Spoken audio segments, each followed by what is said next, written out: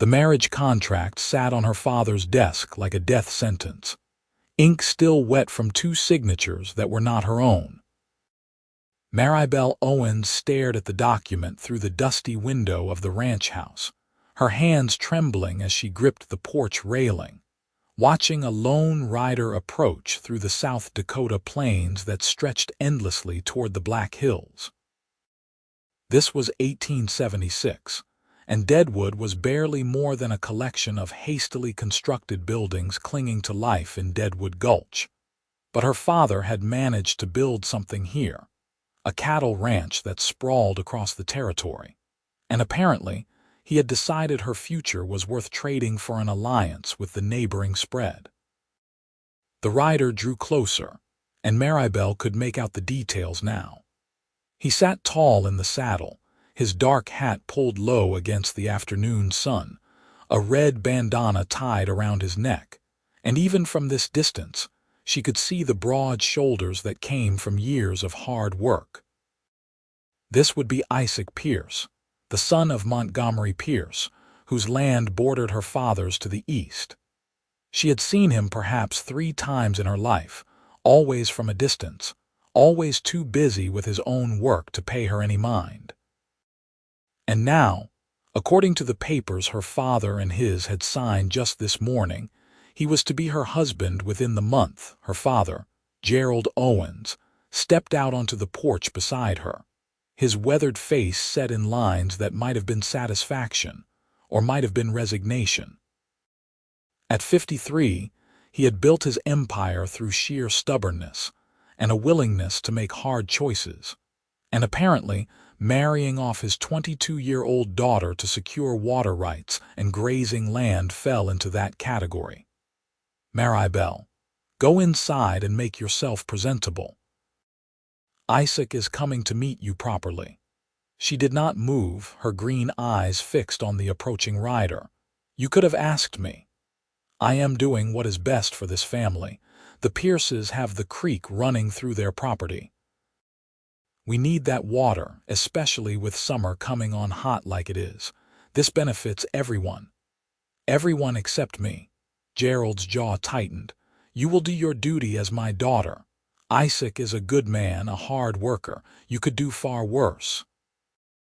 Maribelle finally turned to look at her father, seeing the gray in his beard, the lines around his eyes that spoke of too many harsh winters and scorching summers. I could also do better. I could choose for myself. There is no time for romantic notions. This is how things are done. My father arranged my marriage to your mother, and we managed just fine. Mother died giving birth to a child she never wanted to carry, exhausted from years of managing a house she never asked for. The words came out sharper than Maribelle intended, but she did not take them back. Something flickered across Gerald's face, pain perhaps, but he pushed it away. Inside, now I will not tell you again. Maribelle went, but only because staying would accomplish nothing. She climbed the narrow stairs to her small bedroom, where a looking glass hung on the wall above a simple wash basin. Her reflection showed a young woman with auburn hair that refused to stay pinned properly, a scattering of freckles across her nose from too much time in the sun, and eyes that burned with frustration. She splashed water on her face, changed into a clean calico dress that had seen better days, and tried to compose herself into something resembling an obedient daughter. Downstairs, she heard the sound of hoofbeats stopping, the creak of saddle leather as Isaac dismounted, the low rumble of male voices exchanging greetings. She descended the stairs slowly, each step feeling like walking toward an execution. Isaac Pierce stood in the front room, hat in hand, and Maribelle got her first clear look at the man who would be her husband. He was perhaps 25, with dark brown hair that needed cutting and eyes the color of coffee. His face was tanned and angular, his hands scarred from rope work and barbed wire. He wore dusty denim pants, a cotton shirt that had been mended at the shoulder, and boots that had seen hundreds of miles. When he saw her, something crossed his expression, surprise maybe, but he schooled it quickly into politeness. "Miss Owens." His voice was deeper than she expected, with a roughness that suggested he spent more time talking to horses than people. "Mr. Pierce." She kept her tone neutral, giving nothing away. Gerald gestured toward the chairs. "Sit, both of you. We should discuss the arrangements." They sat, Maribelle perched on the edge of her seat, Isaac looking distinctly uncomfortable in the cramped room. He was clearly a man who belonged outdoors, not making small talk in a parlor that smelled of lemon oil and old wood. "The wedding will be in 3 weeks," Gerald began. "That gives us time to make proper arrangements, have the preacher come out from Lead. Maribelle will move to the Pierce Ranch, as is traditional." "Actually," Isaac said, and both Maribelle and her father looked at him in surprise.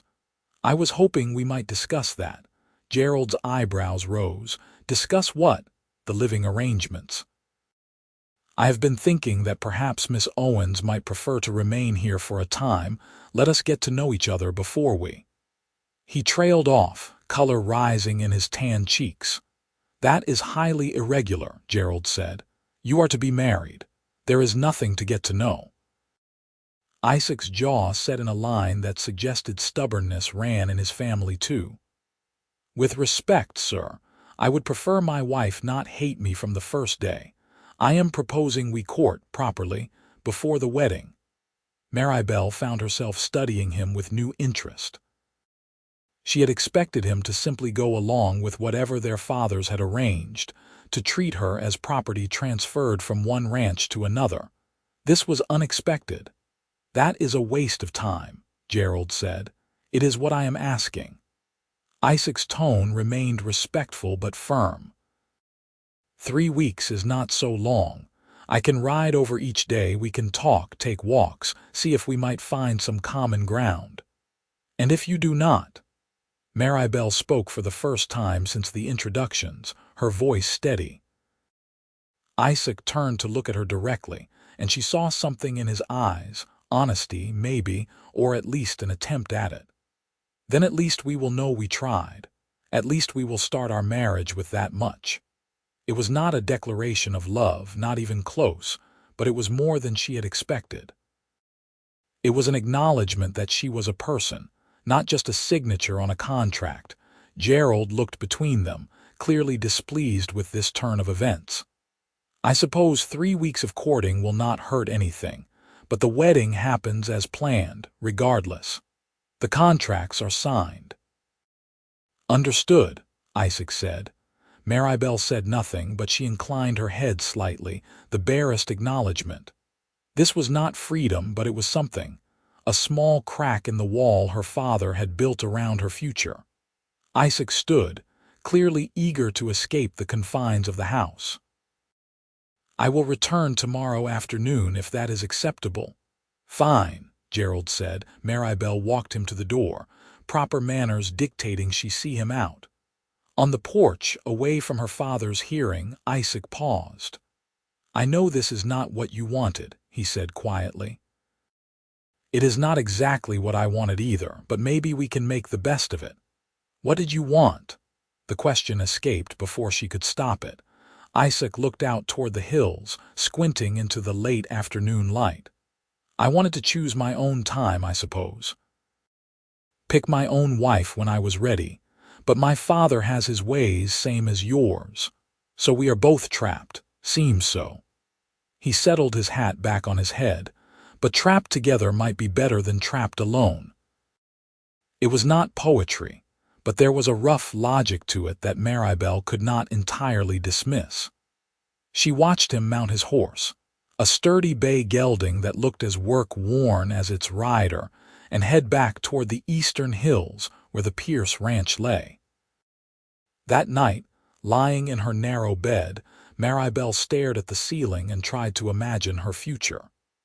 In 3 weeks, she would be Maribelle Pierce, wife to a man she did not know, living on a ranch she had never seen. The thought sat heavy in her chest, but beneath it, there was something else, a tiny flicker of curiosity. Isaac Pierce had surprised her today. Perhaps he would surprise her again. The next afternoon he came as promised, riding up to the house at precisely 2 o'clock. Maribelle had spent the morning helping their housekeeper, Clara, with the washing and mending, trying to keep her hands busy and her mind from spinning in circles. When she saw Isaac approaching, she felt her stomach tighten with nerves she refused to acknowledge. She met him on the porch again, and this time he did not come inside. Instead, he gestured toward the open land beyond the ranch buildings. "Would you take a walk with me? I thought we might talk." Maribelle glanced back toward the house, where she knew her father would be watching from his office window. "I suppose that would be acceptable." They walked in silence for a while, heading toward a line of cottonwood trees that marked where a small creek cut through the property. The afternoon was warm, the sun bright overhead, and Maribelle was acutely aware of Isaac's presence beside her. The way his long stride forced him to slow his pace to match hers. "Tell me about yourself," he said finally. Maribelle almost laughed. "What is there to tell? I am a rancher's daughter. I cook, I clean, I help with the books when my father allows it. I have lived in Deadwood since I was 12, when we moved here from Missouri. My mother died when I was 16. I am 22 years old and I have never been further than Lead. That is the sum of my life." "That cannot be all of it." She looked at him sharply. "What else do you want to know? What do you like? What makes you happy?" The question caught her off guard. "I like books when I can get them. I like riding, though my father says it is not ladylike. I like working with numbers, figuring out accounts and profits. I am good at it. You help with your father's books. Sometimes, when he is too tired or too busy, he does not like to admit he needs the help." Isaac nodded, absorbing this. "I understand that. My father is the same way. Stubborn to the bone." They reached the creek, and Maribelle sat on a fallen log, tucking her skirts around her legs. Isaac remained standing, his hands in his pockets, looking down at the water. "Why did you agree to this?" Maribelle asked. "Truly, you could have refused." Isaac was quiet for a long moment. "My father is not well. He has not been for some time. The ranch is successful, but it takes a toll, and he wants to see it secured before he dies. He wants to see me married, settled, and he believes this alliance with your father will protect what we have built." "So you are doing your duty." "I suppose I am, same as you." He turned to look at her. "But I meant what I said yesterday. I do not want you to hate me. I do not want to force you into something that makes you miserable. Yet here we are." "Yet here we are," he agreed. "So maybe we make the best of it. Maybe we try to find something good in this arrangement." Maribelle studied him, trying to see past the surface, to understand what kind of man Isaac Pierce actually was. "Do you believe that is possible, finding something good?" "I have to believe it is possible, or what is the point?" It was a fair answer, and Maribelle found herself softening slightly toward him. He was not what she had expected. He was not cruel or dismissive. He seemed genuinely to be trying, which was more than she could say for most men in her experience. "Tell me about the Pierce Ranch," she said, "since I will apparently be living there soon." Isaac's expression lightened slightly. "It is not as large as your father's spread, but it is good land. We run about 300 head of cattle, mostly longhorns, some mixed breeds. We have the creek running right through the property, which is why your father wants this alliance. The house is smaller than what you are used to, I imagine, but it is solid. My father built it himself 20 years ago when he first claimed the land. You have help, hands. We have 4 regular hands, and we hire on extras during roundup and branding season. My father manages most of the business side, though his health has been forcing me to take on more of that lately. And your mother, she died when I was 14. Fever took her one winter and there was nothing anyone could do." Maribelle felt a pang of sympathy. I am sorry. I know what it is like to lose a mother. Then we have that in common, at least. They talked for another hour, the conversation coming easier as they went. Isaac told her about the ranch, about the challenges of raising cattle in the Black Hills, about the constant threat of rustlers and the delicate balance of managing water rights and grazing land. Maribelle found herself interested despite her reservations, asking questions about herd management and profit margins that seemed to surprise him. You really do like the business side of things, he observed. I told you I did. You thought I was making it up. No, I just did not expect you to know so much. Most women are not given the chance to learn, Maribelle interrupted. That does not mean they lack the ability. Isaac held up his hands in surrender. Fair point. I apologize for assuming. It was a small thing, but Maribelle appreciated it. So many men would have doubled down, insisted they were right. Isaac seemed willing to listen, to adjust his thinking. It was something, at least. He came again the next day and the day after that. Each afternoon, they would walk or sit and talk, slowly building a tentative understanding between them. Maribelle learned that Isaac had a dry sense of humor that caught her off guard, that he loved horses with a passion that bordered on ridiculous, and that he had taught himself to read from his mother's Bible and whatever newspapers made their way to Deadwood. I wanted to know what was happening in the world, he explained. Did not seem right to live in ignorance just because we are stuck out here in the middle of nowhere. Deadwood is hardly nowhere, not anymore at least, not with the gold rush bringing in more people every day. That is true enough, though I am not sure all those people are good for the place. Maribelle had to agree. Since gold had been discovered in the Black Hills, Deadwood had transformed from a quiet settlement into a rough mining camp, full of prospectors and gamblers and people chasing dreams of easy wealth. The town had a lawless quality now that made her father keep her close to the ranch whenever possible. On the 5th day of their courtship, Isaac surprised her by bringing a book. I was in town yesterday, picking up supplies, he said, handing her a leather-bound volume. I saw this at the general store and thought you might like it. Maribelle opened it carefully. It was a copy of Jane Eyre, slightly worn but still in good condition. You bought this for me. You said you liked books. I figured you might not have read that one yet. She had not, and the gesture touched her more than she wanted to admit. Thank you. This was kind of you. Isaac shrugged, looking uncomfortable with the gratitude. It seemed like something you would enjoy. That night, Maribelle started reading, and she found herself thinking about Isaac as she followed Jane's story. There were parallels there, a woman trapped by circumstance, trying to find agency in a world that offered her little. But Jane found love eventually, complicated and messy as it was. Could Maribelle hope for the same? The second week of their courtship brought a shift. They were no longer quite so awkward around each other, and the conversations flowed with increasing ease. Isaac began to open up more, telling her about his dreams for the ranch, his ideas for improving the breeding stock, his concerns about his father's failing health. The doctor says it is his heart, Isaac confided one afternoon as they sat by the creek.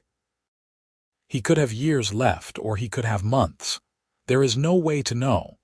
That must be difficult, living with that uncertainty. It is, but it also makes me want to make the most of whatever time he has left.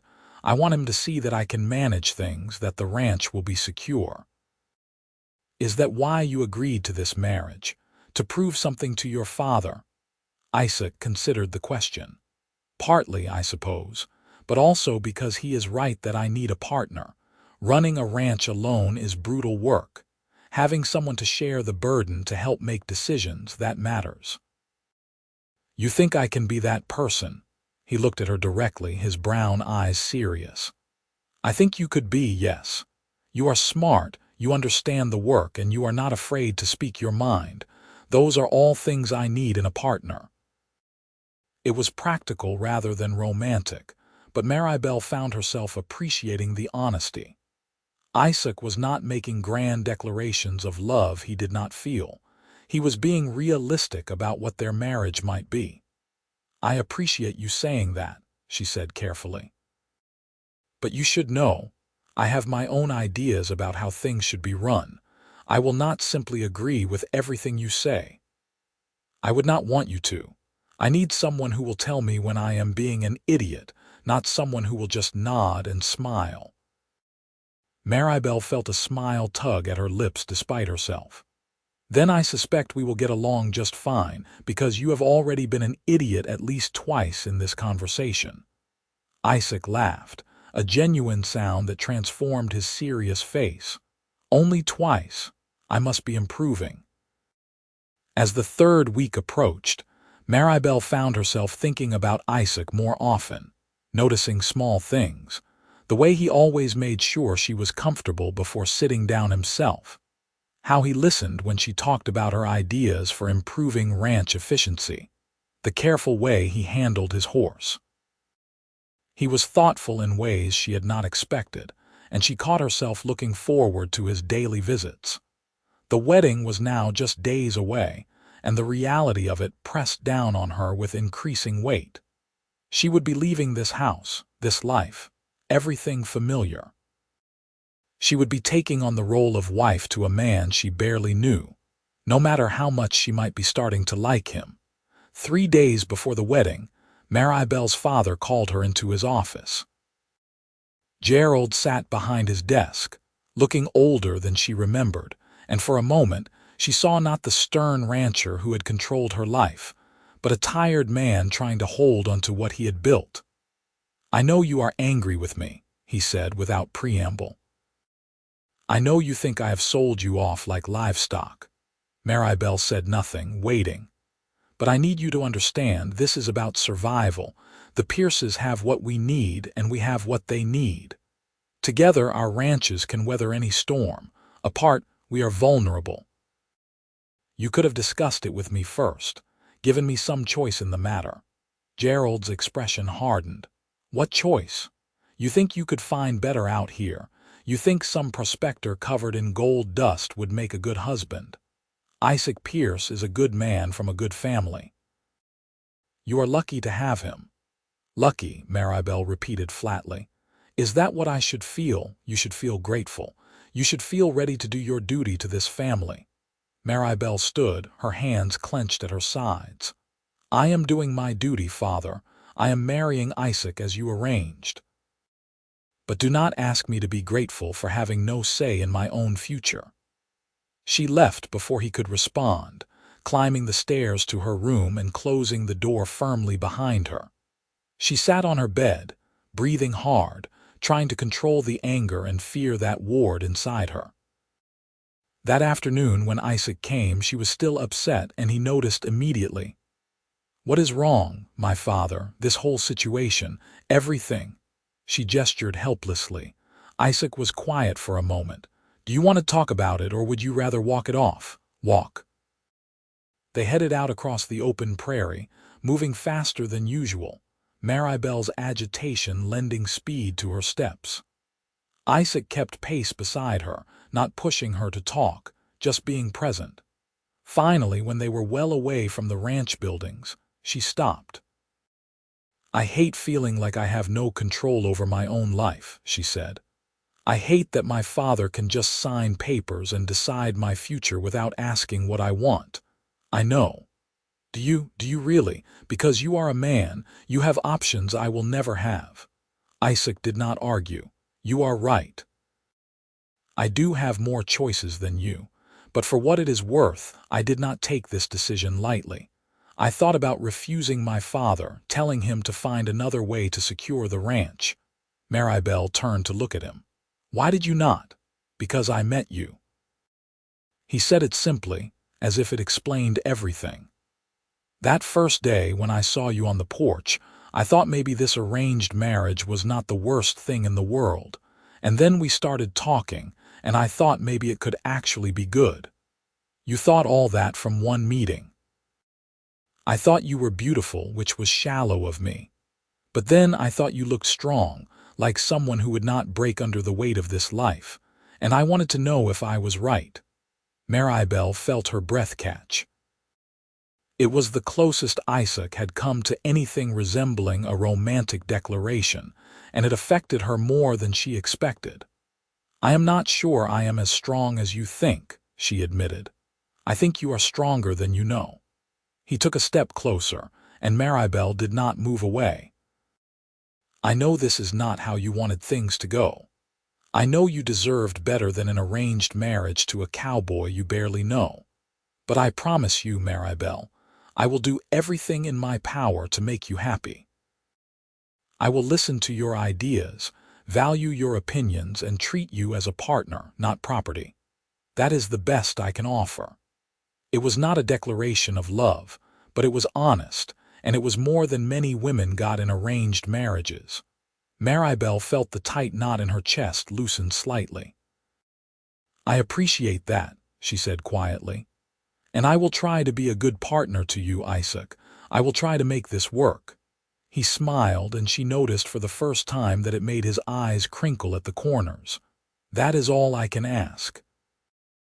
The wedding took place on a Sunday morning, with the preacher from Lead presiding and what felt like half of Deadwood in attendance. Maribelle wore her mother's wedding dress, carefully preserved and altered to fit her smaller frame. Isaac wore a new suit that looked stiff and uncomfortable, though he bore it without complaint. They stood together in the small church, repeating vows that felt both momentous and surreal. Maribelle kept her voice steady as she promised to love, honor, and obey, though the last word stuck in her throat. Isaac's voice was firm and clear, his hand warm when he took hers to slide a simple gold band onto her finger. The preacher pronounced them man and wife, and Isaac leaned down to kiss her. It was brief and chaste, his lips barely brushing hers, but Maribelle felt the contact all the way to her toes. The reception was held at the Owens Ranch, with tables set up outside and food prepared by Clara and several women from town. Maribelle moved through it in a daze, accepting congratulations from people she barely knew, watching Isaac talk with his father and the ranch hands, trying to absorb the reality that she was now married. Montgomery Pierce looked frailer than Maribelle remembered from the few times she had seen him. He was a tall man, or had been before illness bent his spine, with gray hair and eyes the same shade of brown as Isaac's. He took Maribelle's hand in both of his when they finally had a moment to speak. "Welcome to the family, daughter," he said, his voice raspy but sincere. "I am glad Isaac found you." "Found me," Maribelle repeated with a slight smile. "Is that what happened?" Montgomery's eyes twinkled. "Near enough. Take care of my boy. He is stubborn and proud, but he has a good heart. I will do my best." As the sun began to set, Isaac approached her. "We should head to the ranch. It is an hour's ride, and I would rather get there before full dark." Maribelle nodded, her stomach suddenly full of butterflies. This was it, the moment when her old life ended and her new one began.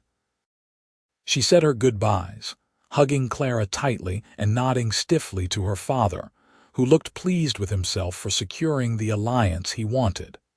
The ride to the Pierce Ranch was quiet. Maribelle sat in the wagon beside Isaac, her few belongings packed in the back, watching the familiar landscape give way to territory she knew less well.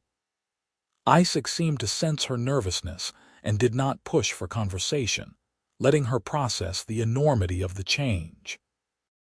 When they finally arrived, Maribelle got her first clear look at what would now be her home. The ranch house was smaller than her father's, as Isaac had warned, a sturdy wood structure with a wide porch and a stone chimney. There was a barn, a bunkhouse for the hands, several corrals, and beyond it all, the creek that had been central to the marriage arrangement, gleaming silver in the fading light. Isaac helped her down from the wagon, and Montgomery emerged from the house to greet them. "Welcome home," he said to Maribelle. "I will leave you two to settle in. My room is in the back of the house. Yours is upstairs." He disappeared inside, leaving Isaac and Maribelle standing in the yard. Isaac grabbed her trunk and gestured toward the door. "Let me show you around." The house was simple but well maintained. The main floor held a kitchen with a large iron stove, a sitting room with worn but comfortable furniture, and Montgomery's bedroom. Upstairs were two more bedrooms, one of which had clearly been prepared for Maribelle's arrival.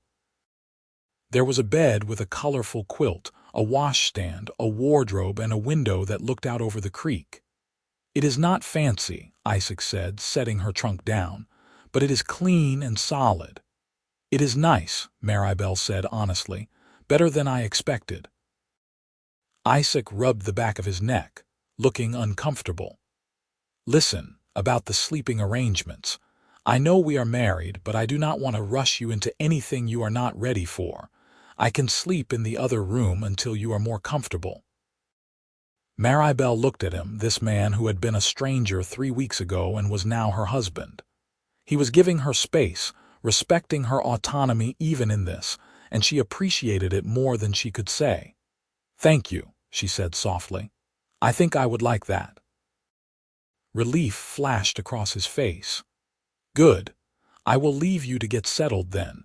Come down when you are ready and I will make us some supper." He left, and Maribelle sat on the edge of the bed, looking around the room that was now hers. She felt unmoored, adrift in a life that did not quite fit yet, but beneath the uncertainty, there was also hope. Isaac was a good man. This could work. She just had to give it time. The next morning, Maribelle woke early to the sound of roosters crowing and men's voices outside. She dressed quickly and went downstairs to find Isaac already up, coffee brewing on the stove. "Morning," he said, handing her a cup. "Did you sleep all right?" "Well enough. What time do you start work?" "Sunup, usually." "But today I thought I would show you around properly, introduce you to the hands, let you get your bearings." They spent the morning touring the ranch. Isaac introduced her to the 4 regular hands: Hank, an older man who had worked for Montgomery from the beginning; Diego, a skilled horseman from Texas; and brothers James and Thomas, young men barely out of their teens who handled most of the heavy labor. All of them were polite to Maribelle, tipping their hats and welcoming her, though she could see the curiosity in their eyes. Isaac showed her the barn, the corrals, the chicken coop that would now be her responsibility, and the garden plot that had been neglected since Montgomery's wife died. "I know it is a lot," Isaac said as they walked back toward the house. "But you do not have to take it all on at once. We will figure it out together." Maribelle appreciated the sentiment, but she also knew that, as the lady of the house, certain responsibilities would fall to her whether she was ready or not. Cooking, cleaning, managing the household, tending the garden, caring for the chickens, all of it was now hers. She threw herself into the work, partly because it needed doing and partly because it kept her from dwelling too much on the strangeness of her new situation. She cleaned the kitchen from top to bottom, organized the pantry, started planning meals based on what supplies they had. She spent time with Montgomery, learning his preferences and his routines, trying to make his life easier as his health continued to fail. Isaac worked from before dawn until after dark, managing the hands, checking fences, tending cattle, doing the 100 tasks that kept a ranch running. But he made a point of eating supper with Maribelle and his father every evening, and afterward he would sit with her on the porch, talking about the day, sharing stories, slowly building the foundation of their life together. Weeks turned into months.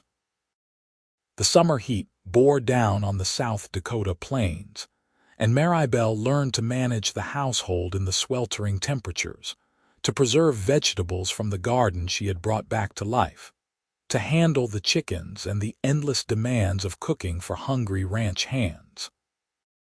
It was harder work than she had done at her father's ranch, where Clara had handled most of the domestic labor, but Maribelle found satisfaction in it nonetheless. She and Isaac were finding a rhythm. They were not in love, not yet, but there was a growing affection between them, a partnership built on mutual respect and shared goals. Isaac listened when she had ideas about ranch management, and more than once, he implemented her suggestions, improving efficiency in ways that surprised even Montgomery. "You picked a smart one," Montgomery told Isaac one evening when Maribelle was out of earshot, though she heard about it later from Hank. "Do not let her go." One evening in late August, Maribelle and Isaac sat on the porch watching the sun set over the hills. The air was finally cooling after another scorching day, and Maribelle felt the weariness in her bones that came from honest labor. "You have been quiet tonight," Isaac observed. "Just tired, I think. It has been a long day. You work too hard." Maribelle laughed softly.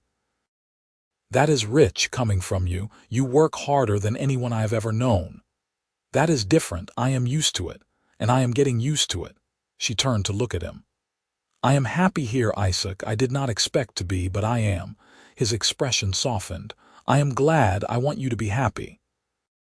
"Are you happy?" The question seemed to catch him off guard. "I am. Happier than I expected to be, truth be told. I thought this would be harder, having a wife, adjusting to sharing my life. But it feels right, having you here." Maribelle felt warmth spread through her chest. "It feels right to me, too." They sat in comfortable silence, and Maribelle realized that somewhere along the way, Isaac had stopped being the stranger her father had chosen for her, and had become someone she genuinely cared about. She looked forward to seeing him each evening, to hearing about his day, to sharing her own thoughts and experiences. She noticed when he was tired or worried, and she found herself wanting to ease those burdens. Was this love? She was not sure, but it was something, and it was growing. In September, Montgomery's health took a turn for the worse. He collapsed in the kitchen one morning, clutching his chest, and though the doctor came quickly from Deadwood, there was little to be done. Montgomery was confined to bed, his breathing labored, his color poor. Isaac was devastated. Maribelle watched him try to hold himself together, to manage the ranch and care for his father and maintain the facade that everything would be all right. But she could see the strain wearing on him. She did what she could, sitting with Montgomery when Isaac needed to work, preparing meals designed to tempt a failing appetite, managing the household so Isaac had one less thing to worry about. One night, after a particularly difficult day, Isaac came upstairs to find Maribelle still awake, sitting by the window in her nightgown, looking out at the moonlit landscape. "You should be sleeping," he said softly. "So should you." He came into the room, something he rarely did, respecting the boundary they had maintained since the wedding. But tonight he looked lost, and Maribelle could see the grief already beginning to take hold. "He is dying," Isaac said, his voice rough. "The doctor says it could be any day now." "I know. I am sorry. I am not ready. I thought I would be, but I am not ready to lose him." Maribelle stood and went to him, putting her arms around him in an embrace that felt both natural and momentous. Isaac stiffened for a second, then folded into her, his arms coming around her waist, his face buried in her hair. She felt him shudder, felt the grief he was trying so hard to contain, and she held him tighter. "You do not have to be ready," she whispered. "You just have to get through it. And you do not have to do it alone. I am here." Isaac pulled back enough to look at her, his eyes suspiciously bright in the dim light. "Thank you for everything, for being here, for helping with my father, for making this easier." We are partners, remember. You do not have to thank me." He cupped her face in his calloused hands, his thumb brushing across her cheek. "Maribelle, I need you to know something. This marriage started as a business arrangement, I know that. But somewhere along the way it became more for me. You became more. I care about you. Deeply." Maribelle's heart hammered in her chest. "Isaac, you do not have to say anything. I just needed you to know." But Maribelle found she did have something to say. "I care about you too, more than I thought possible when this all started. You are a good man, Isaac Pierce, and I am grateful every day that our fathers signed those papers." Isaac smiled, the first genuine smile she had seen from him in days. Then he leaned down and kissed her, and this time it was not chaste or brief.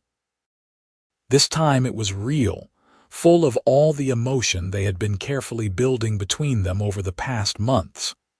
Maribelle kissed him back, her hands coming up to rest on his chest, feeling his heart beating as hard as hers.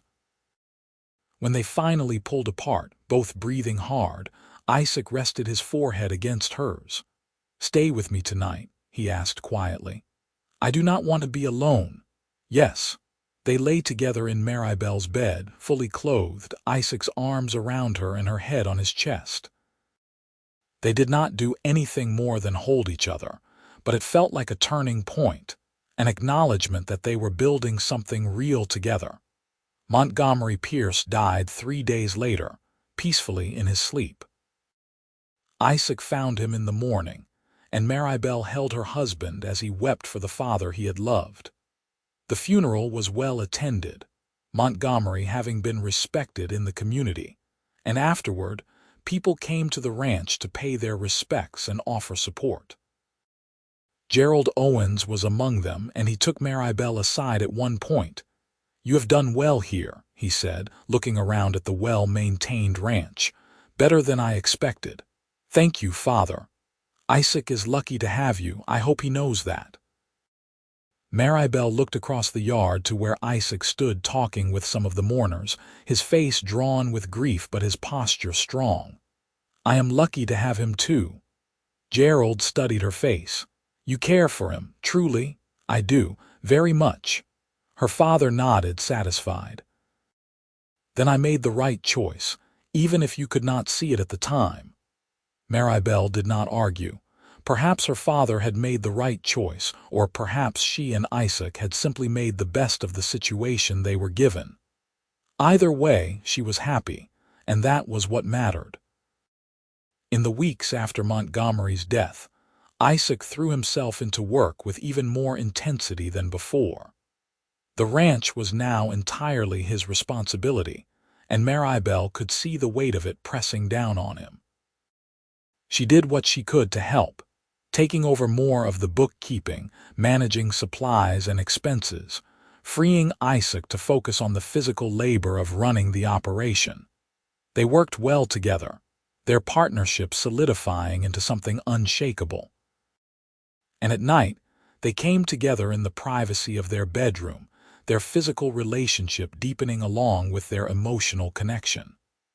Maribelle discovered that Isaac was a tender and considerate lover, always mindful of her comfort, always seeking her pleasure as much as his own. "I love you," he told her one night as they lay tangled together in the aftermath. "I should have said it before now, but I love you, Maribelle."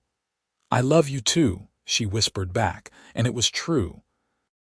Somewhere between the arranged marriage and this moment, she had fallen completely and irrevocably in love with her husband.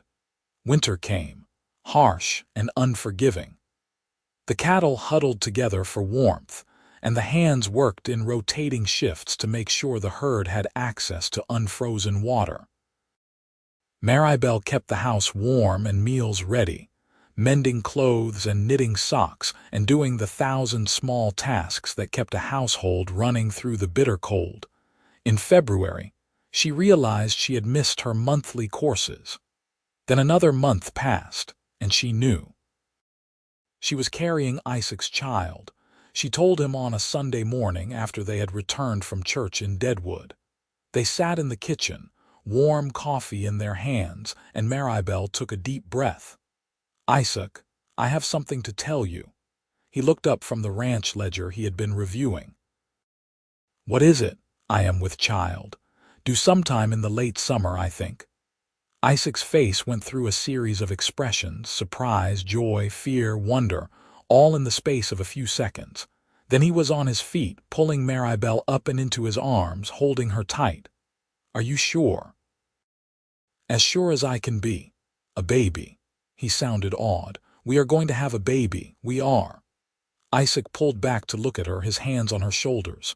"Are you happy about it?" "I am terrified," Maribel admitted. "But yes, I am happy. Are you?" "Terrified and happy seems about right." He laughed, the sound bright and joyful. "My God, Maribel, a baby, a son or daughter." Over the next months, Maribel's body changed, her belly swelling with the life growing inside her. Isaac was constantly worried about her, insisting she not work too hard, though Maribel ignored most of his concerns. She felt strong and healthy, and she was not about to spend 9 months sitting idle. She did let him take over some of the heavier chores, and she appreciated his attentiveness, even when it bordered on excessive.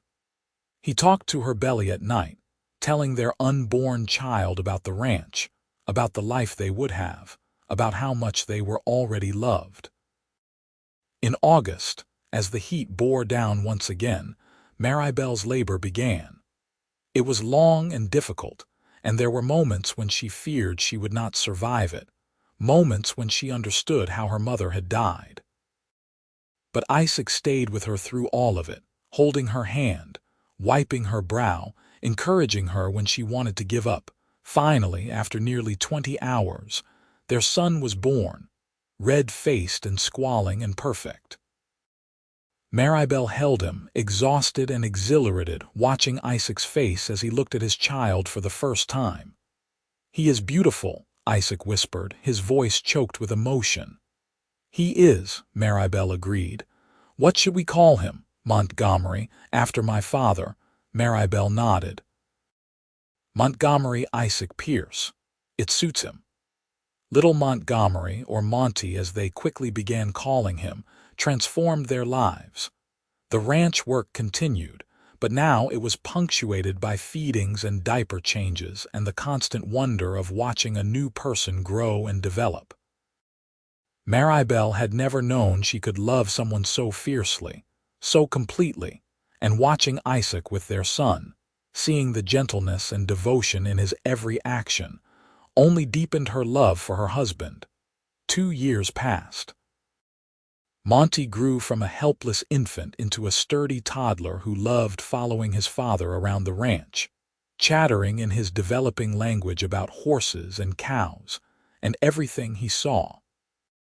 Maribel managed the household with practiced ease now, and she and Isaac had expanded the ranch's operations, increasing their herd and improving their breeding stock. They were prosperous and happy, and Maribel often thought about how far she had come from that angry, resentful young woman who had watched Isaac ride up to her father's ranch. She had not wanted this marriage, but she could not imagine her life any other way now. In the spring of that second year, Maribel discovered she was pregnant again. This time, the news felt less frightening and more like a natural progression. She told Isaac over breakfast, and he grinned broadly. "Another one already. We are not wasting any time, are we?" "Apparently not." Maribel felt her own smile forming. "How do you feel about it?" "I feel like I am the luckiest man alive. A beautiful wife, a wonderful son, another baby on the way, and a successful ranch. What more could I ask for?"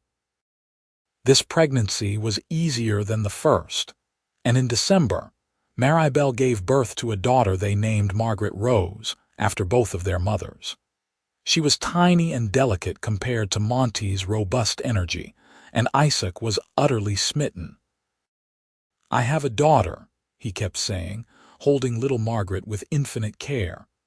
"I never imagined it would feel like this." Maribelle watched him cradle their daughter and felt her heart swell. This was her family, built from an arrangement that had seemed like a prison sentence and had become the greatest blessing of her life. The years continued to pass, marked by the rhythms of ranch life and the milestones of their growing children. Monty turned 5, then 6, helping with small chores and learning to ride. Margaret grew into a bright, curious child who followed her mother everywhere, asking endless questions. Maribelle and Isaac added more hands to manage their expanding operations, and they became known throughout the region as fair employers and skilled ranchers. One day in the summer, when Monty was 7 and Margaret was 5, Gerald Owens came to visit. He was older now, grayer, moving more slowly, but still sharp-eyed and observant. He spent the afternoon watching Maribelle and Isaac work together, seeing how they communicated without words, how they supported and complimented each other. That evening, sitting on the porch after the children had gone to bed, Gerald spoke. "I owe you an apology, Maribelle." She looked at him in surprise. "For what?" "For arranging your marriage without your consent, for treating you like property to be traded, for not giving you a choice." Maribelle was quiet for a long moment. "I was so angry with you. I know, you had every right to be. But I understand now why you did it, and I cannot regret it, not when it brought me here to this life, to Isaac and our children." Gerald nodded. "You have done well for yourself." "Better than I dared hope." "We have both done well," Maribelle corrected, looking at Isaac, who sat beside her. "We built this together." After Gerald left, Isaac took Maribelle's hand. "Do you really have no regrets?" "None. Do you?" "Not a single one." "Except maybe that I did not tell you I loved you sooner," Maribelle laughed. "We had time to figure it out." "We did." Isaac pulled her close, kissing her temple. "We have our whole lives to keep figuring it out." When Monty was 10 and Margaret was 8, Maribelle gave birth to another son, whom they named James Gerald, after Isaac's grandfather and Maribelle's father. Gerald wept when they told him, touched beyond words that they had honored him in this way. The ranch continued to prosper. Isaac and Maribelle had become pillars of the Deadwood community, respected for their business acumen and their fair dealings. They hired local men whenever possible, paid fair wages, and treated their employees with dignity.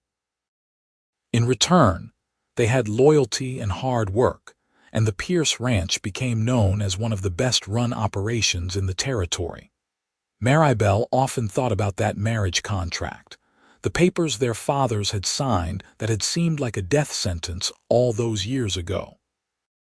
In a way, it had been a death, the death of her imagined future, her dreams of choosing her own path.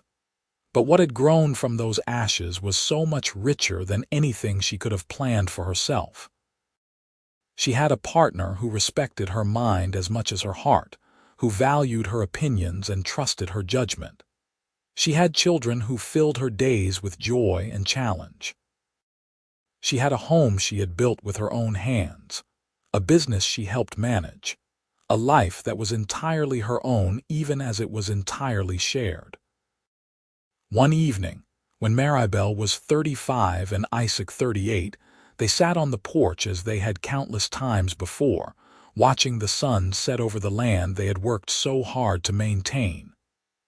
Their children were in bed, the ranch was quiet, and they had these stolen moments to themselves. "Do you ever wonder what would have happened if we had refused?" Maribelle asked. "If we had told our fathers no?" Isaac considered the question. "Sometimes, but I cannot imagine any other path leading me to where I am now, to you, to our children, to this life. So no, I do not really wonder. This is exactly where I am supposed to be." "Our fathers signed the marriage papers," Maribelle said softly, echoing a thought she had carried for years. "But we signed our hearts later." Isaac smiled, pulling her closer. "We did, and I would sign again every day for the rest of my life." "As would I." They sat together as the stars began to emerge, two people who had been brought together by arrangement and had chosen each other every day since. Their marriage had not begun with love, but it had grown into something deeper and more lasting than many love matches ever achieved. They had built a partnership based on respect, trust, and genuine affection. And from that foundation, love had bloomed, fierce and true. The years ahead would bring challenges, as all lives did. There would be droughts and harsh winters, losses and setbacks, the inevitable trials of raising children and managing a ranch in unforgiving territory. But Maribelle and Isaac would face them together, as they had faced everything since that first awkward conversation on her father's porch. They had started as strangers bound by a contract. They had become partners, friends, lovers, and finally, soulmates. Their fathers had arranged the marriage, but Maribelle and Isaac had created the love, choosing each other again and again, day after day, year after year. As Maribelle rested her head on Isaac's shoulder, watching the last light fade from the sky, she felt a profound sense of gratitude, not for the arrangement that had brought them together, but for what they had made of it. They had taken a business transaction and transformed it into a great love story, one written not in grand gestures but in shared work, mutual respect, and the thousand small kindnesses that made up a life together. "I love you," she whispered into the gathering darkness. "I love you too," Isaac replied, his arms tightening around her. "Always have, always will."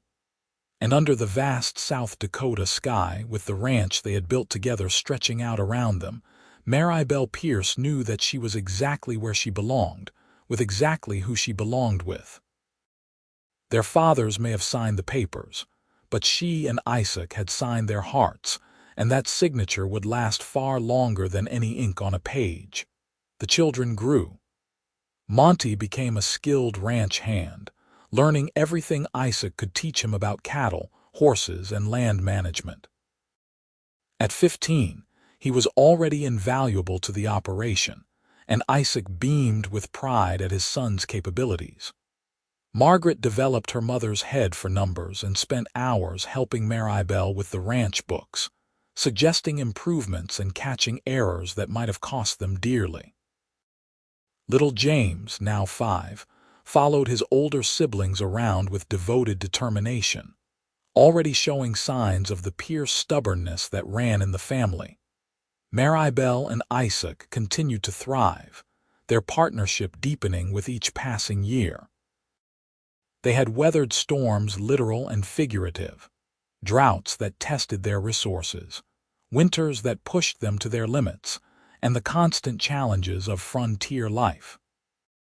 But they had also known profound joys, watching their children grow, seeing their ranch become one of the most successful in the territory, and building a relationship that was the envy of many who had married for love from the start.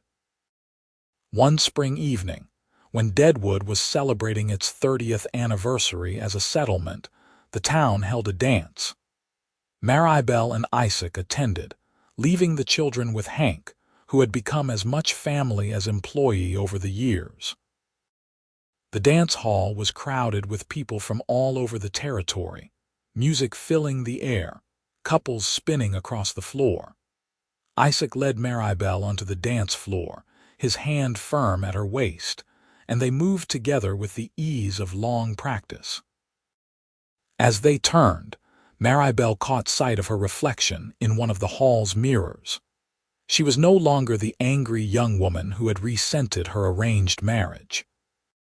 She was 42 years old, her auburn hair threaded with gray, her face showing the lines earned from years of hard work and laughter. And she was happy, genuinely, completely happy. "What are you thinking?" Isaac asked, following her gaze. "I am thinking about how much has changed." "How much I have changed. Changed for the better, I hope, definitely for the better." She looked up at him, seeing the gray in his own hair, the deepened lines around his eyes that came from squinting into the sun day after day. "We have built a good life, Isaac. We have built a great life. And we are not done yet. There are still years ahead of us, still things to accomplish." "What do you want to accomplish?" Isaac thought about it as they swayed to the music. "I want to see our children settled and happy. I want to pass the ranch on to Monty knowing it is in good hands. I want to grow old with you, watching grandchildren run around the place the way our kids did. I want to spend every day I have left with the woman I love." Maribelle felt tears prick at her eyes. "That sounds perfect. What about you? What do you want?" "Exactly what you said. All of it. This life we have built, extended into the future. Our family thriving, the ranch successful, and you beside me through all of it." They danced until late, celebrating not just Deadwood's anniversary but their own journey, the unlikely love story that had begun with signatures on a contract and had grown into something beautiful and lasting. The years continued their march. Monty, at 20, married a young woman named Sarah from Lead, and they built a small house on the far edge of the Pierce property. Within a year, Maribelle and Isaac became grandparents to a baby girl named Catherine. Holding her granddaughter for the first time, Maribelle marveled at the circle of life, at how this tiny being represented the future of everything she and Isaac had built. Margaret, at 18, surprised everyone by announcing she wanted to attend normal school in Rapid City, to become a teacher. It was unconventional, but Maribelle and Isaac supported her dream, and 2 years later, Margaret returned to Deadwood with a teaching certificate and a position at the local school. She married a banker named Robert when she was 22, a quiet man who appreciated her intelligence and supported her career. James, growing into a young man, showed his father's passion for ranching and his mother's business sense. At 16, he was already negotiating cattle prices with buyers and suggesting innovations in their breeding program. Gerald Owens passed away peacefully in his sleep at the age of 79, and Maribelle mourned the father who had controlled so much of her early life, but had also, in his own way, given her the greatest gift. At the funeral, she stood beside Isaac, their grown children around them, and felt the weight of time passing. "He did right by me in the end," she told Isaac later. "Even if I could not see it at first, he gave you to me," Isaac said simply. "I will always be grateful for that." The Pierce Ranch continued to grow and prosper. They had weathered the economic panics, the changing markets, the shifting landscape of the West as it became less wild and more settled. Deadwood transformed from a rough mining camp into a proper town, with paved streets and brick buildings, though it never quite lost its frontier character. Maribelle and Isaac grew older together, their bodies bearing the marks of hard work and time, but their love remained constant. They still sat on the porch in the evenings, still talked about their days, still found joy in each other's company. They had been married for over 30 years, and they were more in love than ever. One evening, as they sat watching another sunset, Maribelle took Isaac's hand. "Do you remember the day we met, when you rode up to my father's ranch? I remember thinking you looked like you wanted to shoot someone," Maribelle laughed. "I probably did. I was so angry about the whole situation. And now I cannot imagine any other life. You are the best thing that ever happened to me, Isaac Pierce, even if I did not know it at first." Isaac brought her hand to his lips, kissing her knuckles gently. "You are the best thing that ever happened to me, too. My father knew what he was doing when he arranged this marriage. He gave me exactly what I needed, even if I was too stubborn to see it at the time. We were both stubborn. We still are, but at least we are stubborn together." They sat in comfortable silence, watching the sky turn from gold to pink to purple. Around them, The ranch hummed with quiet activity. They could hear Monty and Sarah putting their children to bed in their house, could see lights coming on in the bunkhouse where the hands were settling in for the night. This was their kingdom, built from hard work and determination and love. "I want to make sure you know something," Isaac said suddenly, "in case I do not get another chance to say it. Isaac, do not talk like that. Hush, let me finish. I want you to know that you made my life worth living. Every day with you has been a gift. Every challenge we have faced together has been worth it. Every moment of joy has been sweeter because you were there to share it. I love you, Maribelle. I have loved you from the moment I really saw you, and I will love you until I draw my last breath." Maribelle felt tears streaming down her face. "I love you too, so much. You took what could have been a prison and turned it into paradise. You gave me partnership, respect, love, everything I did not know I needed. You are my heart, Isaac." They held each other as the stars emerged, two people who had signed a contract and ended up signing their hearts instead. Their fathers had arranged the marriage, but Maribelle and Isaac had created something far more precious than any business alliance. They had created a love that would outlast them both, carried forward in their children and grandchildren, in the ranch they had built, in the legacy they would leave behind. The years passed, gentle now, marked by the arrival of more grandchildren, by the successes of their children, by the quiet contentment of two people who had built a life together from scratch. Maribelle and Isaac grew old side by side, their bodies slowing but their minds sharp, their love undimmed by time. When Maribelle was 63 and Isaac 66, he suffered a stroke that left him weakened. It terrified them both, the reminder of mortality, but it also brought them even closer. Maribelle nursed him back to health as best she could, and though Isaac never quite regained his full strength, he was still there, still present, still hers. They celebrated their 40th wedding anniversary surrounded by family, by children and grandchildren, by friends from across the territory who had watched their love story unfold over the decades. There were toasts and stories, laughter and tears, and through it all, Maribelle and Isaac held hands, their bond unbreakable even after all these years. 40 years, Isaac marveled when they finally had a moment alone. 40 years since our fathers signed those papers. 40 years since we started signing our hearts, Maribelle corrected. Best decision I ever made, courting you those 3 weeks before the wedding. Best decision was giving us a chance. We gave each other a chance. We chose each other every day. And I would choose you again, every single time. Maribelle leaned her head on his shoulder, feeling the steady beat of his heart, the warmth of his body beside hers. They had started as strangers, become partners, friends, lovers, and finally, soulmates. Their marriage had been arranged, but their love had been chosen, deliberately and continuously, day after day, year after year. As the celebration continued around them, as their family laughed and danced and carried on the legacy they had built, Maribelle and Isaac sat together, content in the knowledge that they had done something remarkable. They had taken a business arrangement and transformed it into a great romance. They had honored their father's wishes and followed their own hearts.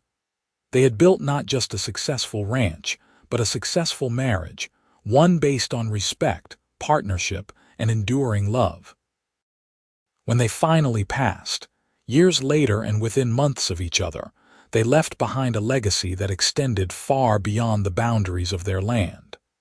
They left children who loved deeply and partners well. They left grandchildren and great-grandchildren who carried their names and their values forward. They left a ranch that continued to thrive under Monty's capable management. But most importantly, they left behind the proof that love can grow anywhere, even in the most unlikely circumstances, if two people are willing to choose it, to nurture it, to fight for it every single day. Their story became legend in Deadwood, the tale of two people brought together by arrangement who found in each other everything they never knew they needed. It was told at weddings as a reminder that love comes in many forms, that sometimes the best relationships are the ones we build rather than the ones that strike like lightning. It was whispered between couples going through hard times, a reminder that partnership and commitment can carry you through anything. And somewhere, in the family Bible that had been passed down through generations, there remained two pieces of paper. The first was the marriage contract, signed by Gerald Owens and Montgomery Pierce, arranging the union of their children for business purposes. The second was a letter, written by Maribelle in her final years, addressed to her descendants. It read, "Our fathers signed the marriage papers, but Isaac and I signed our hearts later. We were given to each other by arrangement, but we chose each other every day of our lives together."